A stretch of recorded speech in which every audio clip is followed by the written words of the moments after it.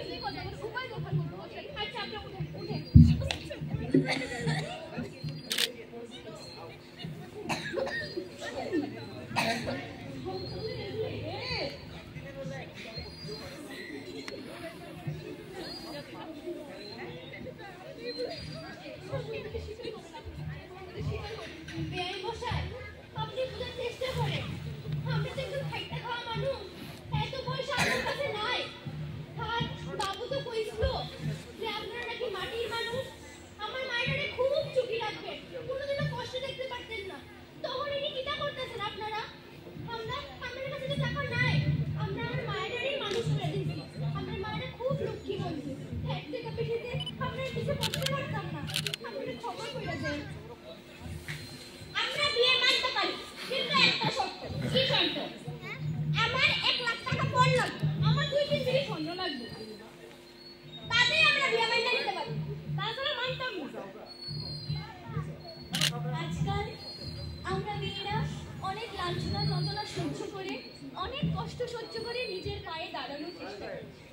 আজকে ডাক্তার বাবু আমাদের বিয়া করে আনছে এই কথা কইয়া যে আমাদের শহরে পড়াশোনা করাইয়া অনেক বড় ডাক্তার করব। আর আপনারা এই ভেবে দেখেন না আমি যদি একজন বড় ডাক্তার হই তাহলে এই গ্রামে কতটা উন্নতি হইব, কতটা উপকার হইব আমি ছোট থেকে দেখাইতাছি। এই গ্রামে বিনা চিকিৎসায় অনেক মানুষ মারা যেতেছে। আমি চাই না যে এই গ্রামে বিনা চিকিৎসায় আর কোনো মানুষ মারা যাক। আপনারা এই ভেবে দেখেন আমরা দুজন মিল্লা যদি ডাক্তার নিয়ে এই গ্রামে সেবা করি তাহলে তো আপনাদেরই লাভ। মাসি দেখেন আমি এই গ্রামের একজন ব্যক্তিত্ব হিসেবে কইতাছি আপনার ছেলে যে কাজটা করছে এটা খুবই ভালো কাজ করছে। একটা মেয়েরে বিয়ে করানো, একটা শিক্ষিত মেয়ে যদি এরকম ডাক্তার হয় তাহলে তো আমাদের গ্রামের জন্য উপকৃত হবে।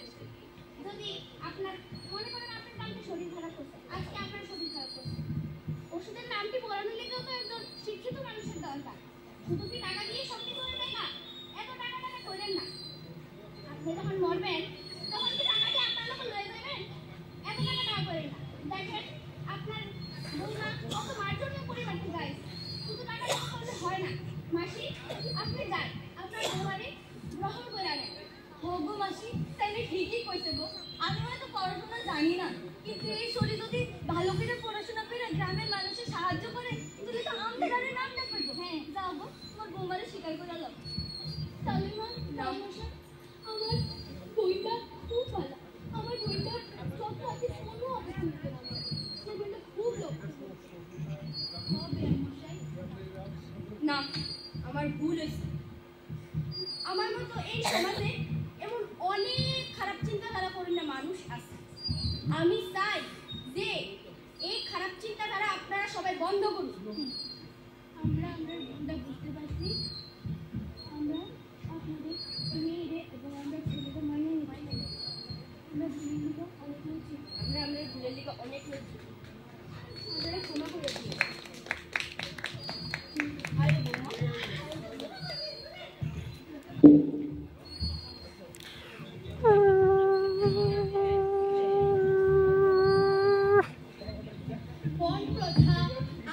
সমাজে একটি পুরাতন ক্ষত।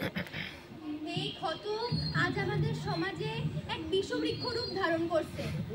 তার লিগাই তো আমরা যখন সংবাদপত্র খুলি তখন দেখি কত বিবাহিত তরুণীর মর্মান্তক মৃত্যুর ঘটনা।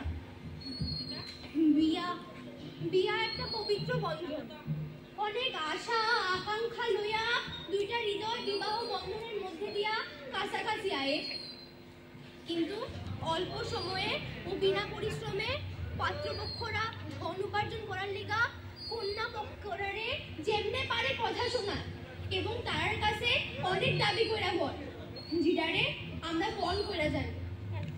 এবং কন্যার বাবা নিজের মায়েরে সুখী রাখার লিগা তার লিগা সব করতে পারে, নিঃস্ব হইয়া সব দান কইরা দেন, কিন্তু তবুও পাত্রপক্ষের তারা খুশি হন না।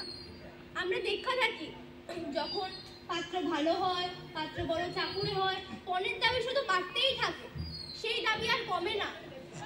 আমরা যদি পণ প্রথার লেগা সুকথা ও বাজে দিক দেখতে চাই, সুকথা বের করা খুবই কষ্টকর আমরা লেগা। আমরা দেখা থাকি যে অনেকে পণ প্রথার শিকার হইয়া আত্মহত্যা করে, খুব যন্ত্রণা লাঞ্ছনা সহ্য করতে হয় মেয়েরা, এমনকি মায়ের আর বাপের আরেও এই কন্যাপণ না দিতে পারায় তারা নিজেরা আত্মঘাতী হন। আমি এটাই কমু দিন পরিবর্তন হইতাছে, আজকাল মায়ের আর পিছায়া নেই, তার লেগা তারাও পুরুষের সঙ্গে তাল মিলাইয়া পণের দাবি মানতে রাজি নয়। 1969 সালে পণ প্রথার বিরুদ্ধে আইন জারি করা হয়েছিল এবং পরে 1978 খ্রিস্টাব্দে এর মধ্যে আরো কিছু পরিবর্তন করা হয়েছে। কিন্তু এই আইন দ্বারা শুধুমাত্র পণ প্রথা বন্ধ করা যাইতো না, এটার লিগা দরকার অনেক বেশি সচেতনতা। তো আমি সবাইকে এটাই করুন, পণ প্রথা দিয়ে কোনো সম্পর্ক মধুর হয় না। চলুন আজকে আমরা সবাই মিলে পণ করি। পণ নেব না, পণ নেব না, পণ দেব না, পণ দেব না, এবং ভারতের সকল ঘরে পণ প্রথাকে বিদায় দেব, পণ প্রথাকে বিদায় দেব।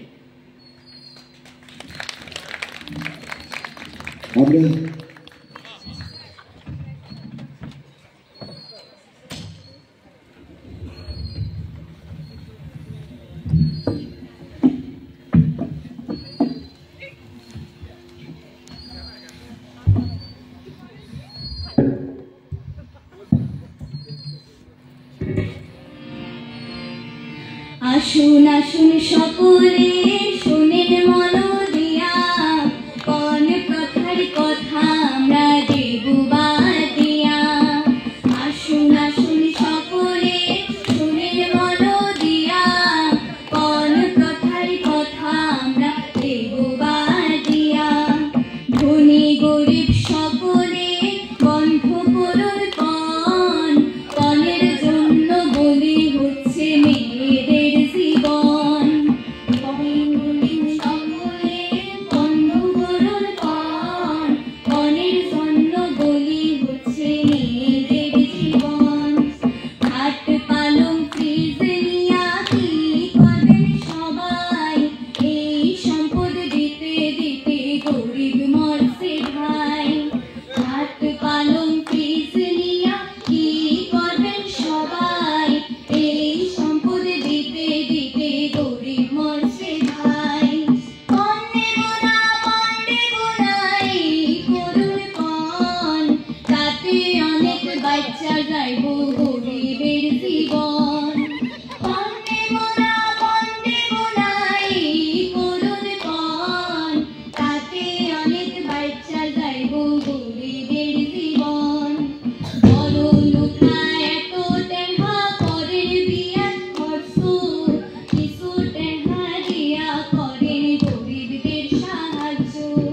বড় লোকরা এত টেহা করেন বিয়া খরচ, কিছু টাকা দিয়া করেন গরিবদের সাহায্য। পরে প্রথা সমাজের বড় অভিশাপ, সবাই মিলে বন্ধ করি এত বড় পাপ। পরে প্রথা সমাজের বড় অভিশাপ, সবাই মিলে বন্ধ করি এত বড় পাপ। সবাই মিলে বন্ধ করি এত বড় পাপ। সবাই মিলে বন্ধ করি এত বড় পাপ।